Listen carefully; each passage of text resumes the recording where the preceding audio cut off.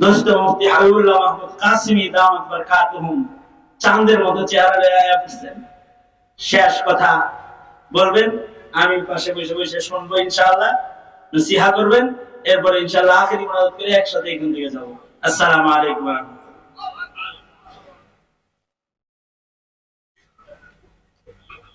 ওই পরে চেয়ারে বসে আছেন। আলহামদুলিল্লাহ, এখন আপনাদের সামনে বিজ্ঞান তো এখন সেটিং করে দেয়, টাকা হইলে কিডনি পাওয়া যায়, কিনা লাগায় হালায় একটা, কিন্তু জায়েজ না না জায়েজ মাসআলা তো দিবে উলামায়ে কেরাম। অথবা এই কিডনিওয়ালা যে এখন এই যে কিডনি পায়ে আবার যে সিনেমা করা শুরু করছে, এক নায়কের ব্যাপারে দেখছি হে নাকি কিডনি লাগায় আবার সিনেমা শুরু করছে। এখন চিন্তা করেন তো, এই নায়ক যে এই যে কিডনি লাগায় সিনেমা করতেছে, এখন হের সিনেমার পুরা তো দুই ভাগ হওয়ার কাম হয়ে গেছে। যার কিডনি হেও কিছু পাইব না তাহলে যার কিডনিটা তো দিছিল আল্লাহ, হ্যাঁ রে হে যে দিছে নায়ক রে। এর চেয়ে আশ্চর্য কথা হইল, মুফতি আজম বলছেন একটা সময় আসবে যখন মানুষ কিডনি ট্রান্সফার না মনু ট্রান্সফার করবে।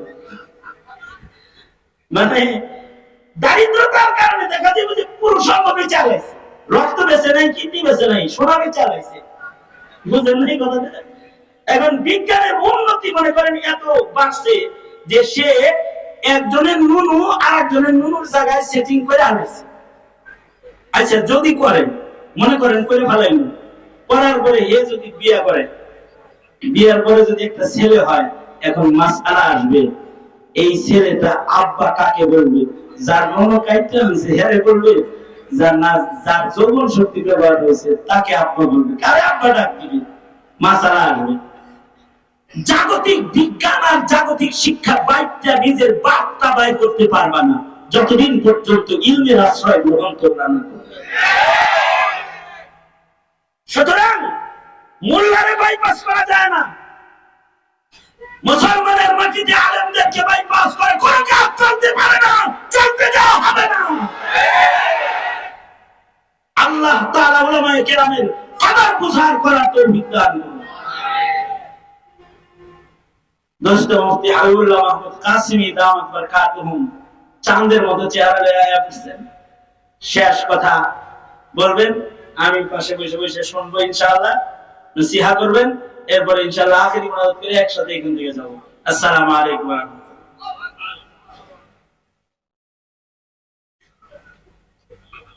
ওই পরে চেয়ারে বসে আছেন। আলহামদুলিল্লাহ, এখন আপনাদের সামনে দিনদার ইমানদার মুমিন মুসলমান ভাইরা, আল্লাহর দরবারে শুকর, আল্লাহ তাআলা 3 দিন ব্যাপী একটা উলামাদের সম্মেলনে দাওয়াত ও তাবলীগের নিসবতে আমাদেরকে আল্লাহ তাআলা আসার বসার তৌফিক দান করেছেন। এজন্য কালিমাতুশ শুকর করি, শুকরিয়া আদায় করি, জবান খুলে ভক্তি ভরে মুহাব্বতে আওয়াজ করে বলুন আলহামদুলিল্লাহ। যোগ্য বুজুর্গ উলামা হযরতগণ কথা বলেছেন, হুমায়ুন ভাইয়ের দাবি মাফিক একেবারে সবার শেষে উনি আমাকে তুলছেন। ওনার দাবি হলো যে একেবারে শেষ সময়ে এসে কিছু কথা বলে দোয়া করে দিতে হবে। আসছি বরকতের নিয়তে, আয়াত হাদিস পড়েছি, সংক্ষিপ্ত কিছু কথা। যুগে যুগে আল্লাহ তাআলা নবী রাসূল প্রেরণ করেছেন। নবীরা যুগে যুগে 2 জিনিস নিয়ে আগমন করেছেন। নবীরা তাওহীদ নিয়ে আগমন করেছেন, নবীরা ইলমে দ্বীন নিয়ে আগমন করেছেন। সকল নবীর ইলান ছিল লা ইলাহা ইল্লাল্লাহ। বলুন লা ইলাহা ইল্লাল্লাহ, আওয়াজ করে বলেন লা ইলাহা ইল্লাল্লাহ। এটা সব নবীর ইলান। এই তাওহীদের ইলান নিয়ে সকল নবীরা পৃথিবীতে এসেছেন। সকল নবীকে আল্লাহ তাআলা ইলম দান করেছেন, ইলমে দ্বীন। আল্লাহ পর্যন্ত পৌঁছার জন্য ইলমের দরকার। তাই নবীরা শুধু আল্লাহ পাকের নামের ইলান নিয়ে আসেন নাই, নবীরা আল্লাহ পর্যন্ত পৌঁছার জ্ঞান নিয়েও এসেছেন। আমাদের নবীজিও 570 খ্রিস্টাব্দে জন্মগ্রহণ করেছেন। আমাদের নবী আলাইহিস সালাতু ওয়াস সালামও তাওহীদের বার্তা নিয়ে এসেছেন এবং ইলমে দ্বীন নিয়ে এসেছেন। আমাদের নবীজিও আরবকে এলান করে বলেছেন, দুনিয়াবাসীকে বলেছেন, ইয়া আইয়ুহান নাস কুলু লা ইলাহা ইল্লাল্লাহ তুফলিহুন। আমাদের নবীজিকেও আল্লাহ তাআলা ইলম দান করেছেন। অন্যান্য নবীর ইলম আর আমাদের নবীর ইলমের কিছু ব্যবধান। একটা ব্যবধান হলো, আমাদের নবীজির ইলমের আয়তনটাই অন্য নবীদের ইলমের চেয়ে অনেক বড়। সকল নবীর সব ইলম যদি এক জায়গায় করা হয়, আমাদের নবীজির একার ইলম সবার ইলমের চেয়ে বেশি। আল্লাহর রাসূল বলেন, قال رسول الله صلى الله عليه وسلم أوتيت علم الأولين والآخرين। আল্লাহর নবী বলেন যে আমাকে আল্লাহ তাআলা আউয়ালিন ও আখিরিনের সব ইলম দান করেছে। নবীজির ইলম বেশি। আমাদের নবীজির ইলমের আরেকটা কামাল, আরেকটা ইজাজ, আরেকটা বিশেষত্ব হলো,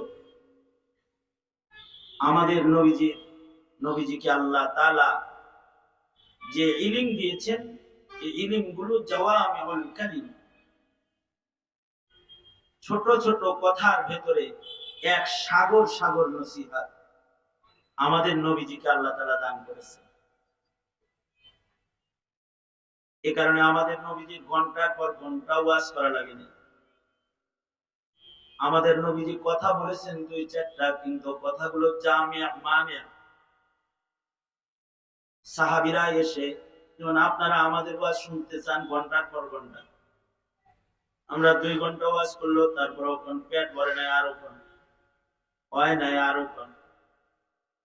কিন্তু আল্লাহর রাসূলের শান, আল্লাহর নবীর কাছে সাহাবায়ে কেরাম ছোট ছোট কথাই শুনতে চাইতেন। এক সাহাবী এসে আল্লাহর রাসূলকে বলে, আউসিনি ইয়া রাসূলুল্লাহ ওয়ালা তুকসির আলাইয়া। ও আল্লাহর নবী, আপনি আমাকে ওয়াজ করেন, নসিহত করেন, নসিহতটা ছোট করে করেন, বড় করে করবেন না, সংক্ষিপ্ত নসিহত করেন। আশ্চর্য, আল্লাহর নবী যেমন সাহাবী নসিহত শুনতে চাইছে, নবীজি ছোট করেই নসিহত করছেন। নবীজি বললেন, লা তাগজাব, রাগ করো না। এই ছোট্ট একটা কথা, এটা শুধু একটি কথা নয়, এক সাগর নসিহত এর ভেতরে লুকিয়ে আছে। কারণ মানব জীবনে মানুষ যত গুনাহ করে, সব গুনাহ 2 কারণে করে। মূল উৎস গুনাহের 2টা, একটা হলো শাহওয়াত আর একটা হলো গাযাব। প্রবৃত্তির চাহিদার কারণে মানুষ গুনাহ করে। আল্লাহর রাসূল সাল্লাল্লাহু আলাইহি ওয়াসাল্লাম সাহাবীকে ছোট করে নসিহত করেছেন, লা তাগজাব, রাগ করো না। তার মানে নবীজি সাহাবীকে অর্ধেক গুনাহ থেকে, অপরাধ থেকে বাঁচার কৌশল নবীজি শিখায় দিয়েছেন। নবীজির এই একটা নসিহা আমল করলে অর্ধেক অন্যায় অপরাধ থেকে মানুষ বেঁচে যাবে। লা তাগজাব, রাগ করেন না। এ কারণে আল্লাহর রাসূলের রাগও কম ছিল। নবী আলাইহিস সালাতু ওয়াস সালামের তাহাম্মুল সর্বোচ্চ। আমাদের মুরব্বীরা বলে, রেগে গেলেন হেরে গেলেন, রেগে গেলেন হেরে গেলেন, আর ধৈর্য ধরলেন জিতে গেলেন। এ কারণে সাহাবায়ে কেরামেরও ধৈর্য বেশি ছিল, নবীজিরও ধৈর্য বেশি, সাহাবায়ে কেরামেরও ধৈর্য বেশি, আইম্মায়ে মুজতাহিদিনদেরও ধৈর্য বেশি, আলেমদেরও ধৈর্য বেশি, ইমাম সাহেবেরও ধৈর্য বেশি। তাছাড়া ইমাম সাহেবের গায়ে বুঝি রক্ত মাংস নাই, যে উল্টা পাল্টা ব্যবহার করো ধৈর্য দেখে কিছু বলে না। তাছাড়া শিয়ালে যেমন মুরগি ধরে তোমার ওইভাবে ধরে ধৈর্য না, ধৈর্য বেশি। আমাদের আইম্মায়ে মুজতাহিদিনদের ধৈর্য আজব ধৈর্য ছিল, সাহাবায়ে কেরামের ধৈর্য আশ্চর্য ধৈর্য। এক লোক ইমামে আজম আবু হানিফার ধৈর্য পরীক্ষা করতে এসেছে। আলেম তো বড়, ধৈর্য কিরকম দেখি, ধৈর্য পরীক্ষা করবে কেমনে? ইমামে আজম আবু হানিফা রাহমাতুল্লাহ আলাইহি তো আজব আবেদ ছিলেন। সুদীর্ঘ 40টা বছর ইশার ওযু দিয়া ফজর পড়েছেন, সারা রাত নামাজ পড়তেন, রাত্রে ঘুমাতেন না। ইমামে আজমের ঘুমের সময় ছিল যোহর থেকে আসর। কাইলুলার যে সময়টা, এই সময়টা একটু লম্বা করে উনি ঘুমায় নিতেন আসর পর্যন্ত। এই লোক ঘুমের টাইমে ডিস্টার্ব দিতে এসেছে, যে যখন তখন যাবো না, যখন ঘুমায় এই সময় যাবো।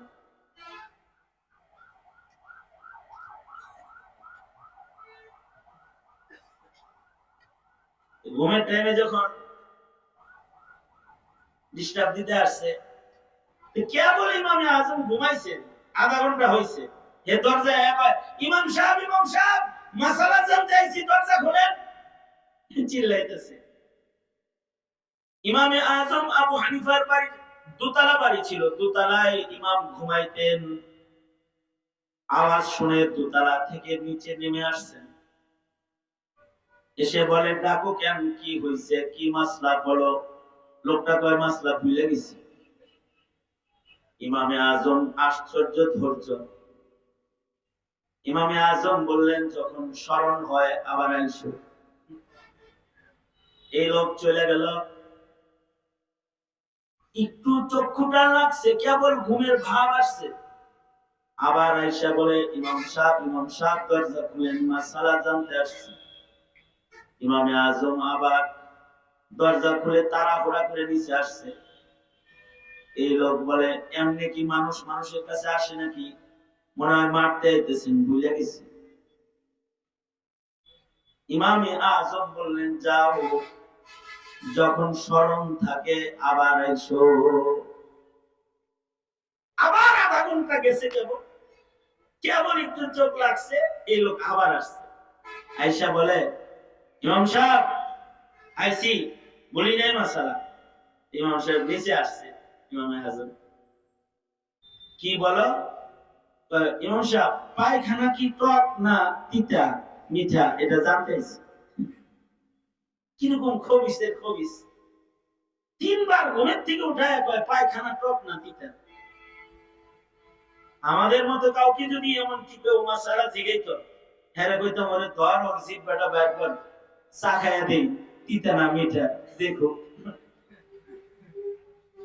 কিন্তু ইমামে আজম আবু হানিফা রাহমাতুল্লাহ আলাইহি উনি মুস্কি হাসি দিয়েছেন, একটা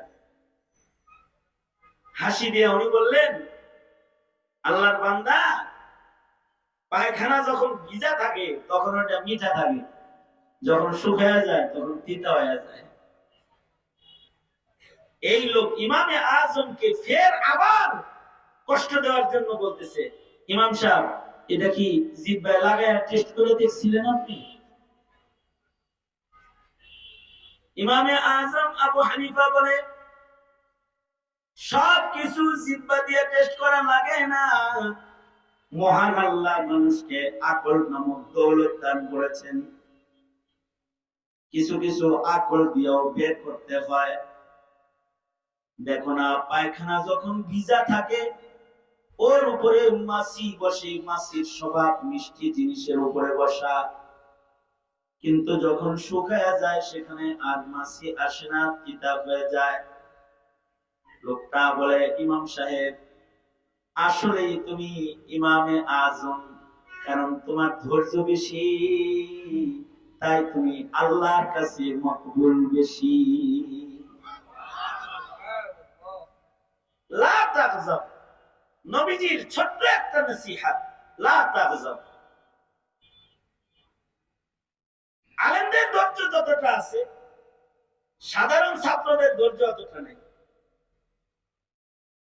শাপলায় তলবে এলিমদের রক্ত যেভাবে নিয়েছে 16 বছরে, ঝাল মিটাইয়া দিত ছাত্ররা যদি এদের ধৈর্য না থাকত। যেভাবে কষ্ট দিচ্ছে আলেমদেরকে, জেলখানায় আটকায় রেখেছে, মামলার পর মামলা, ছাইরা দিয়াও আবার কয় আবার ধর, মানে অত্যাচারের উপর অত্যাচার। তারপরেও এদেশের আলেমরা গণভবনে যায় নাই, কিন্তু ধৈর্য কম ছাত্রদের। এটাও আল্লাহ পাকের মেহেরবানি। ইন্নাল্লাহ ইউআইয়িদুদ দ্বীন বিরাজুলিল ফাজির। আল্লাহ তাআলা জালেম হটাইবেন তো। ছাত্র বলে খালি একদিন রাজাকার হইছে,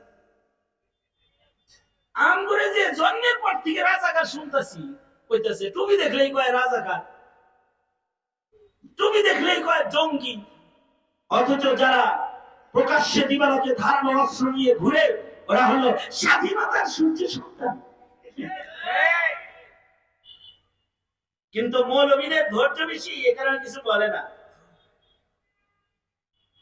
3 পয়সার মালিক কমিটির সভাপতি সেক্রেটারি হয়ে গেলে ইমাম সাহেবের জ্বালায়া তেজপাতা বানায় ফেলায়, শুকায় ফেলায় বেচারারে, এরপরেও কিছু বলে না।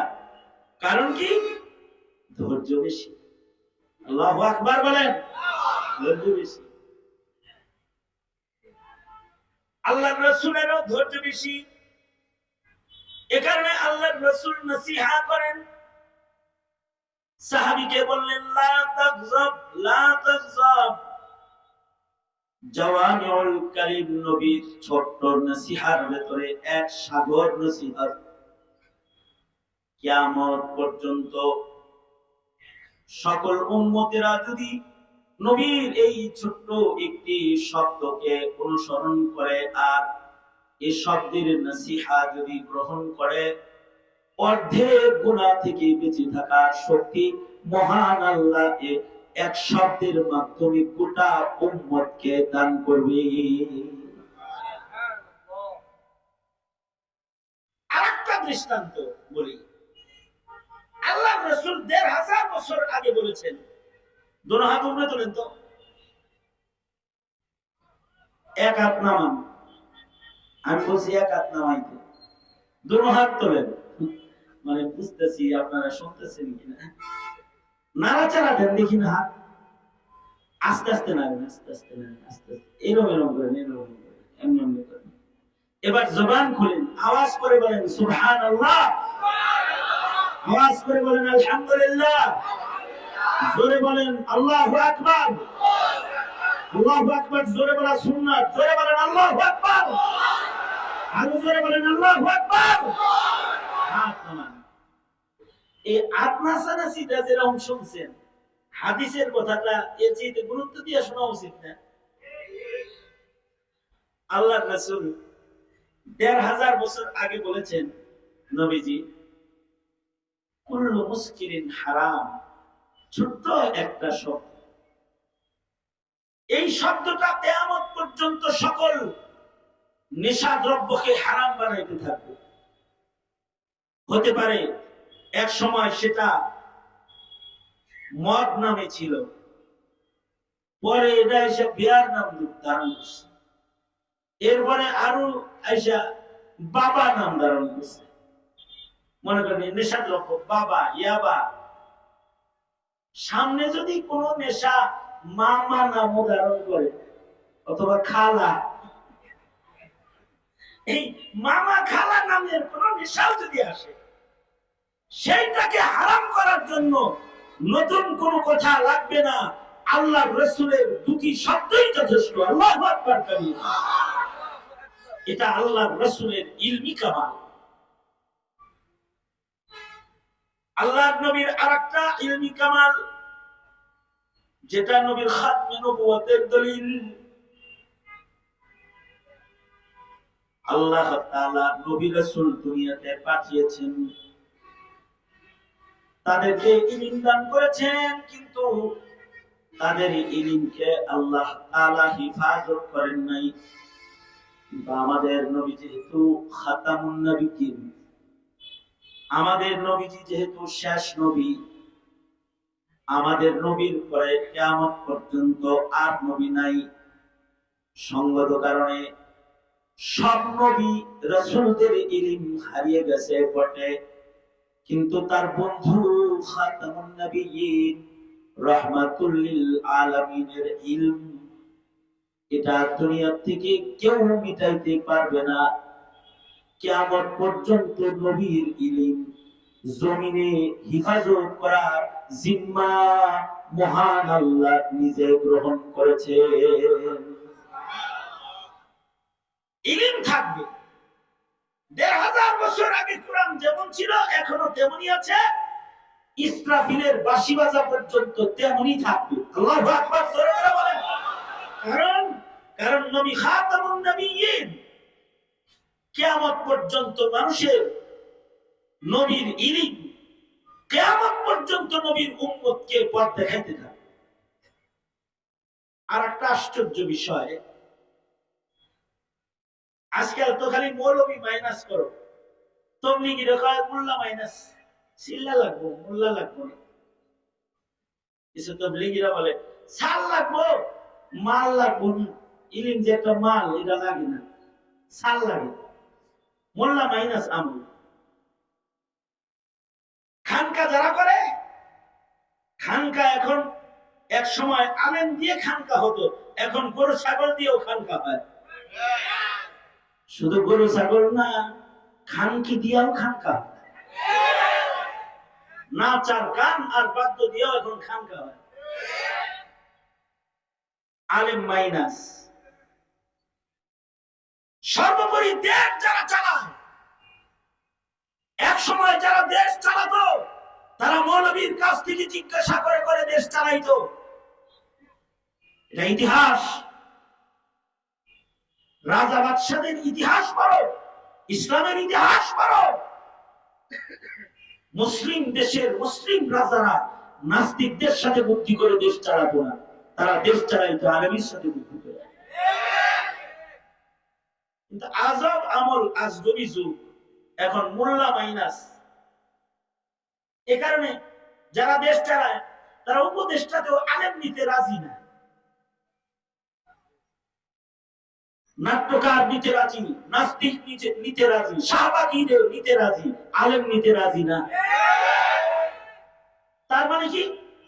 আলেম মাইনাস, আলেমরে বাদ দাও।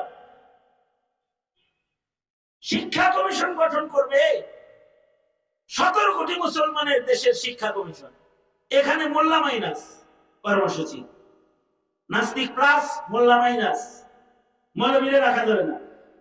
আসল কথা হলো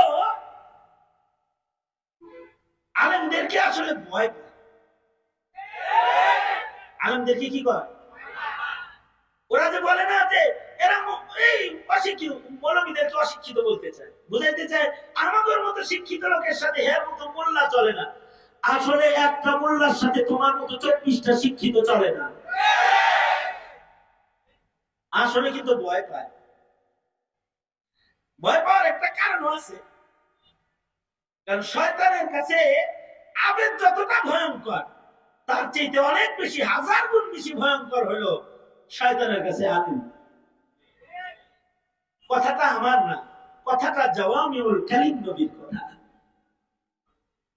আল্লাহর রাসূল বলেন, ফাকিহুন ওয়াহিদুন আশাদ্দু আলা শাইতানি মিন আলফি আবিদিন। আল্লাহর রাসূল বলেন ১০০০ চিল্লা সালওয়ালারে শয়তান যত ভয় না পায়, একটা মৌলবীরে তার চেয়ে বেশি ভয় পায়। কে বলেছে? এই কথা বলেন না, কে বলেছে? আল্লাহর রাসূল বলেছেন, একজন ফকিহ, একজন আলেম দ্বীন ১০০০ আবেদের চাইতে শয়তানের উপরে বেশি প্রভাব রাখে, কারণ আলেমের কাছে ইলিম আছে, ফাঁক ফোকর দিয়ে নাজায়েজ কথাও বলা যায় না।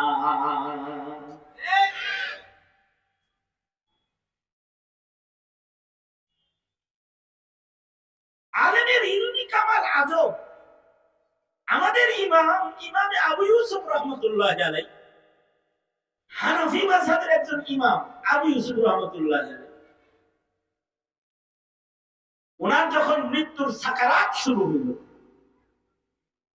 মরার সময় ওনার পাশে ছাত্ররা আছে। ইমাম আবু ইউসুফ রাহমাতুল্লাহ আলাইহি, ইমাম আবু ইউসুফ রাহমাতুল্লাহ আলাইহি ডেইলি 300 রাকাত নফল নামাজ পড়তেন। সুবহানাল্লাহ। আগামীকাল কি বলবে?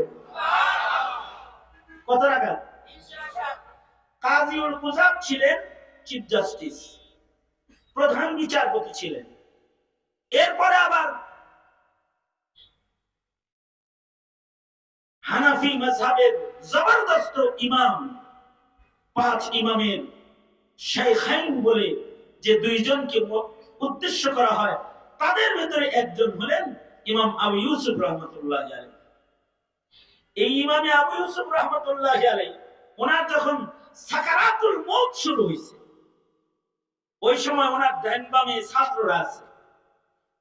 তখন উনি ছাত্রদেরকে বলতেছেন, আমি এই মুহূর্তে যে কথাটা বলতেছি এটা সাধারণ পাবলিকের বোঝা জরুরি না, কিন্তু শোনা জরুরি। না বুঝে আসতেই পারে, একদিনে তো আর মূল্যায়ন যায় না। একদিনে না, সারা জিন্দেগি চিল্লা লাগাইলো মূল্যায়ন যায় না। মোল্লা আল্লাহ বানায়, নবী যেরকম মনোনীত মোল্লা এরকম মনোনীত। আলেম আল্লাহ মনোনীত না করলে কেউ আলেম হতে পারে না। আবেদ হওয়া যায় সহজ, আলেম হওয়া সহজ না। ইমামে আবু ইউসুফ রাহমাতুল্লাহ আলাইহি সাকারাতুল মউত যখন ওনার চলছে, এখন রূহ বাইরে, এই টাইমে উনি তখনও ছাত্র পড়াইতেছে। একটা মাসআলার দাম 1000 রাকাত নফল নামাজের চেয়ে বেশি। মরার আগেও নিজের ছাত্রদেরকে একটা মাসআলা শিখাইতেছে। মৃত্যুর আগ দিয়ে বলতেছে ছাত্রদেরকে, এই ছেলেরা, হজে যে শয়তানরে কঙ্কর মারে, জামারাত শয়তানরে যে 3 দিন কঙ্কর মারে, এই 3 দিন কঙ্কর কি পায়দাল মারবে, পায়ে হাইটা মারবে, নাকি সাওয়ারিতে চইলা মারবে? এটা হলো ইমাম আবু ইউসুফের প্রশ্ন। হেদায়ের হাসিয়াতেও ঘটনাটা আছে। ইমামে আবু ইউসুফ রাহমাতুল্লাহ আলাইহির প্রশ্ন, ছাত্রদের কেউ বলল যে পায়দল মারবে, কেউ বলে সাওয়ারিতে মারবে। ইমামে আবু ইউসুফ বললেন, না, যেই রমির পরে রমি আছে, অর্থাৎ 3 দিন শয়তানকে কঙ্কর মারা লাগে, 2 দিন পায়দল মারবে। যেই রমির পরে দোয়া আছে, ওই রমি পায়ে হাইটা মারবে। আর যে রমির পরে রমি নাই, দোয়া নাই, এই রমিটা সাওয়ারিতে চড়া মাইরা চলে যেতে পারবে। মাসালাটা শিখে একদিক দিয়ে মাসালা শিখানো শেষ হলো, আর একদিক দিয়ে ইমাম আবু ইউসুফের রূহ কবজ হয়ে গেল, চলে গেলেন।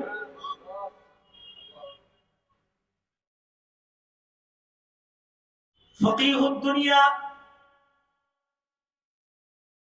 সারা দুনিয়া যাদেরকে ফকিহ হিসেবে চিনে, তাদের মধ্যে একজন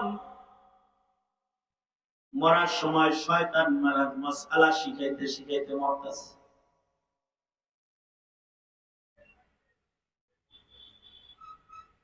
আনোয়ার শাহ কাশ্মীরি রাহমাতুল্লাহ আলাইহি, শারিহুল বুখারী ওয়া তিরমিজি, আনোয়ার শাহ কাশ্মীরি রাহমাতুল্লাহ আলাইহি বলেন, আসলে ইমাম আবু ইউসুফ রাহমাতুল্লাহ আলাইহি ওনার রূহ কবজ করার জন্য আজরাইল যখন আসছে, আজরাইলকে যেমন উনি দেখতেছিলেন, ওনার ঈমান নেওয়ার জন্য যে শয়তান আসছে, শয়তানকেও উনি খাড়া দেখতেছিলেন। শয়তানরে যাইতে পায় না, শয়তান যেন কাছে না আসে। মৃত্যুর সময় নিজের ছাত্রদেরকে শয়তান মারা শিখাইতেছে। যে পায়ে হাইটা 2 দিন কঙ্কর মারবি, সরিতে একদিন কঙ্কর মারতে পারবি, কঙ্কর মারা শিখাইতেছেন। আর ইবলিসকে বুঝাইতেছেন কাছে আসিস না, আমি কিন্তু ইব্রাহিমের ছেলে, আইবি তো কঙ্কর মাইরা কিন্তু জিন্দেগি খতম করে ফেলাম। একদিক দিয়ে মাসআলা শিখাইতেছেন, মাসআলার দাম নামাজের মতো ইবাদতের চেয়ে বেশি। আর একদিকে মৃত্যুর সময় শয়তান মারার মাসআলা শিখায়া শয়তান তাড়াইতেছেন, শয়তানকে ভয় দেখাইতেছেন। ফতিহুন ওয়াহিদুন আশাদ্দু আলা শাইতানি মিন আলফি আবিদিন। আলেমের কাছে তো ইলম আছে, তার কর্মকাণ্ড, তার পদক্ষেপ এটা সাধারণদের মতো না, এটা একটু আলাদা। এটার কারণ হলো তার ইলমি কামাল। কিন্তু এখন তো আলেম মাইনাস কর্মসূচি, আলেমরা মাইনাস করে। একটা জমানা ছিল আলেম না হলে গুরুস্থানেও জায়গা পাওয়া যেত না, একটা জমানা ছিল। টাকা পয়সা খরচ করে বিদেশ তো অনেকেই সফর করো, যাও উজবেকিস্তান সফর করে আসো। উজবেকিস্তানে একটা কবরস্থান আছে, ওখানে লেখা আছে, গুরুস্থানে সাইনবোর্ড দেওয়া থাকে, এক সময় ছিল গুরুস্থানে সাইনবোর্ড, যে এই গুরুস্থানে যাকে তাকে ঢুকাইবে না, এটা ওসিয়ত নামার ভিতরে লেখা ছিল। ঢাকা জাহাঙ্গীরনগর বিশ্ববিদ্যালয়ের গেটে লেখা দেখলাম একবার যে ছাত্রলীগ ঢোকা নিষেধ। আমি যা লেখা দেখছি তাই কইতাছি, কিন্তু কি লেখা? হ্যাঁ স্যার ভালো করে বল, কই লেখা? বিশ্ববিদ্যালয়ের গেটে লেখা ছাত্রলীগ প্রবেশ নিষেধ।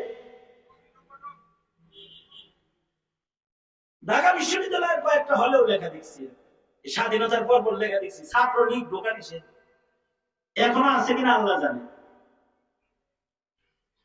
উৎপাতে এগুলো লিখে দিছে। এক সময় গুরুস্থানে লেখা থাকলো জাহেল কবরস্থানে ঢোকা নিষেধ, এখানে ঢুকতে হলে 1 লক্ষ হাদিস মুখস্থ থাকতে হবে, তারপরে কবরস্থানে টাকা পাবে, এটা লেখা থাকতো। গুরুস্থানের নাম মাকবারায়ে মুহাম্মাদিয়া। 2টা শর্ত, কবরস্থানে কেউ ঢুকতে চাও নাম মুহাম্মদ হইতে হবে, 2য় নম্বর শর্ত 1 লাখ হাদিস সনদ সহ মুখস্থ থাকতে হবে। তোমরা বাচ্চা গেছ, এই দেশের মৌলবীরা ওই পুরান ইতিহাস বইলা বইলা জাতিরে সচেতন করে নাই। যদি সচেতন করত, আর যদি গুরুস্থান অপকারী লেখাটি লিখতো, আজিমপুর গুরুস্থানে যদি লেখা থাকতো বেনামাজি ঢোকা নিষেধ, খালি যদি লেখা থাকতো যারা নামাজ পড়ো না কবরের জায়গা তালাশ করে পেত না, বাংলাদেশে কবরের জায়গাও খুঁজে পেত না। সেখানে নাস্তিকতা করো, স্বপ্ন দেখো মুসলমান হিসাবে থাকতে, কাদিয়ানির পক্ষ গ্রহণ করো, তোমরা কল্পনা করো মুসলিম দলে থাকতে।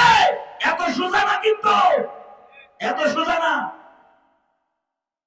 আমরা এ সকল সরলতা প্রদর্শন করেছি জাতির স্বার্থে। এ কারণে ফাঁসি লয়ে মরছে, হেরে গুরুস্থানে জায়গা দেয়, এটা আমাদের শিথিলতা। আল্লাহ যদি কোনো কারণে তাকে মাফ করে, এ কারণে শিথিলতা উলামায়ে কেরামের। উলামায়ে কেরামের এই শিথিলতাকে দুর্বলতা মনে করে আলেমদেরকে বাদ দিতে চাও, আলেমদেরকে কমিশনে রাখবা না, আলেমদেরকে উপদেষ্টা পরিষদে রাখবা না, সরকার চালাইবা মুসলমানের দেশে, আলেমের মূল্যায়ন করবা না, নাস্তিকের মূল্যায়ন করবা, তো জাতি সময় মতো আবার জবাব দিতে পারে। এরা বারবার জবাব দিতে পারে। সুতরাং ইলমের মূল্যায়ন করা জরুরি, আলেমের মূল্যায়ন করা জরুরি। সুতরাং ইলমের মূল্যায়ন করবো ইনশাআল্লাহ। বলেন দাওয়াত ও তাবলীগ উলামায়ে কেরামের মাথা হাতে করবো, খানকা উলামায়ে কেরামের মাথা হাতে চালাবো। আমাদের জিন্দগির যত কাজ আছে সকল কাজের জায়েজ নাজায়েজ জানার জন্য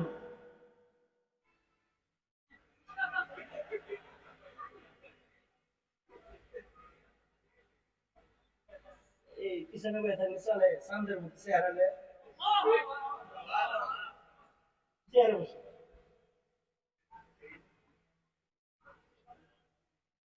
দোস্তা বসছে। ভালো হয়েছে, আমার খুব শরীরে খারাপ, কথা সংক্ষেপ করা দরকার। শোনেন,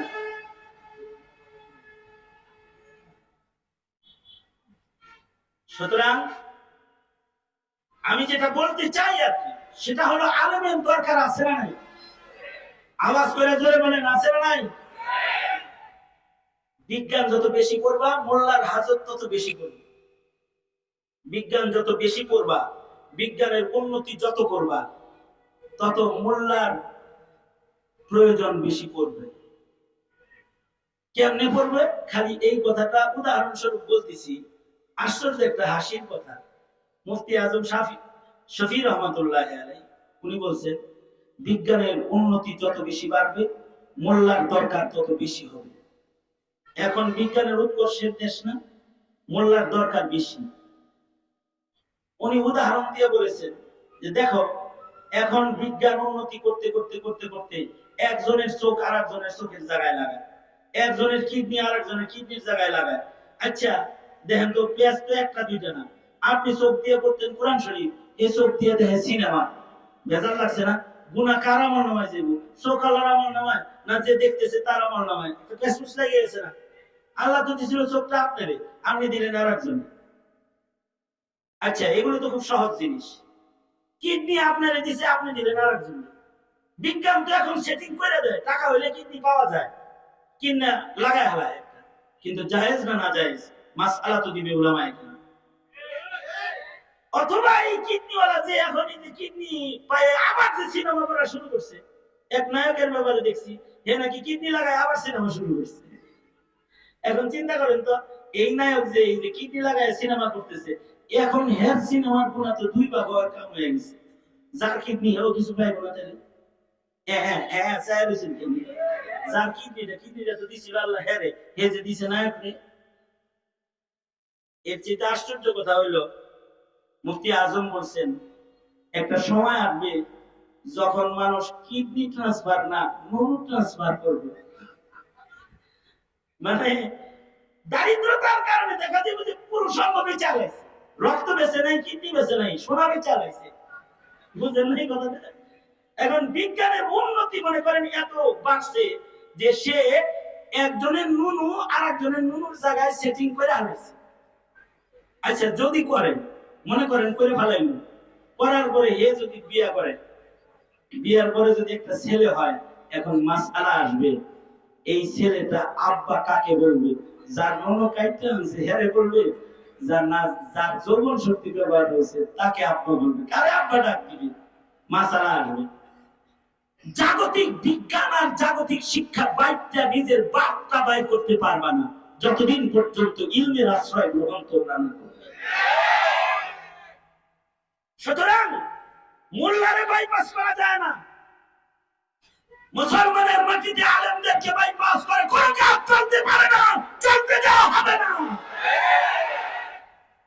আল্লাহ তাআলা উলামায়ে কেরামের কদর বুঝার করার তৌফিক দান করুন।